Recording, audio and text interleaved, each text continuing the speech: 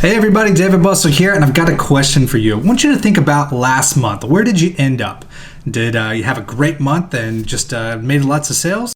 Or were you...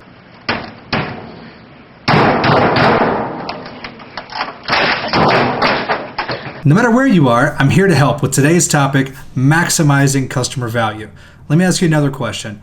Which scenario is better? Scenario 1, where you get customers one time, or scenario 2, where you get customers multiple times, they buy from you repeatedly, and they refer everyone that they know? Obviously, month 2 is the way to go, right? If you're frustrated with how your month ended up, it probably has something to do with not maximizing your customer value. It's my dog. She's in there barking up a storm. So I've got this group of clients that I consult with, and my job there is to actually help increase revenues through marketing. And oftentimes the way that it starts is I start meeting with a new client because they're interested in how to produce customers on demand. But once we get in there, we find that there's a much bigger opportunity by maximizing the customers that they already have. If we can take each of their previous customers and get them to buy repeatedly and refer, we maximize profit. We take that initial customer and make their transaction way more effective for the business, right? So how do we do that? Well, I recommend you actually take, the ideal customer and figure out what you want them to do, and then reverse engineer through marketing a process to get them to take those actions. Well, start with your ideal prospect in mind. If we had a customer that just absolutely maximized revenue for us, what would they look like? Well, number one, they would respond to our ads, be a pleasure to deal with. They would buy from us. They would buy repeatedly for us. They'd buy stuff for their kids. They would refer their friends and family, and they'd review us like crazy. They'd be ambassadors of our business. If we know those are the things that bring in maximum results, then that would be the ideal customer. They'd buy from us. They'd buy repeatedly from us. They'd refer their friends. It'd be absolutely amazing to have that specific customer, right? What if every customer was taken along a path to do those things? That'd be amazing, right? What if only 30% of them did that? It'd still be amazing and awesome, right? Well, I got a question for you. What is your business doing to ensure that every customer does all of those things? If we know that's what maximizes our profits, what are we doing to actually get them to actually accomplish and do those things? What is your business doing to stimulate referrals? What is your business doing to get reviews online? What is your business doing to cross-sell and upsell your prospects?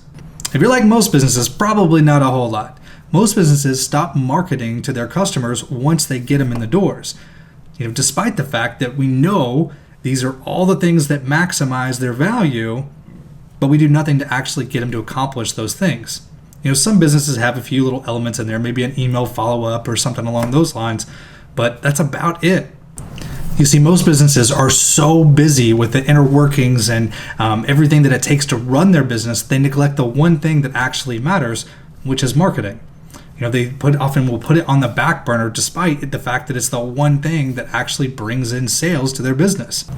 A lot of businesses have this false notion that, once they get a customer, they're going to refer on their own, they're going to review on their own, and they're going to buy repeatedly on their own. They think they have this amazing loyalty and will just be back. I hate to break it to you, but in the age of the internet, loyalty is dead. Unless you provide this just absolutely incredible experience, most businesses don't have loyalty like that.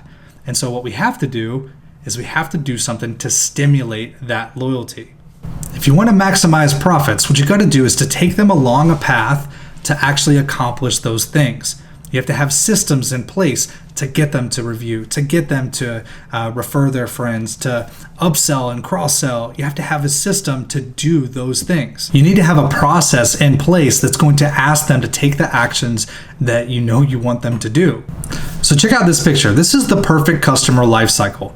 If we know that those things we want them to accomplish, why not build systems for each individual element that you want them to do? Well, we know that we want them to buy repeatedly, so let's have a system in place that's going to cross-sell and upsell, that's going to follow up with customers and ask them to buy other products and services. Why does Amazon often recommend similar products that you just purchased? It's because they're cross-selling and upselling you on additional products you can buy. Well, in your business, you can do the same thing by having a follow-up system designed to cross-sell and upsell them. Another system that you're going to need is a review system. You know that customers are looking you up online. Why not have a system in place to reach out to previous customers and ask them to review you? You also want to get referrals. Why not have a system that goes out to happy customers asking them for them? Why not have some kind of affiliate program that's going to convince customers and incentivize them to refer their friends? If you will instill these different types of systems, you can maximize every customer that walks through their door and take them from one single transaction to multiple. Take them from not referring anyone to referring everyone they know.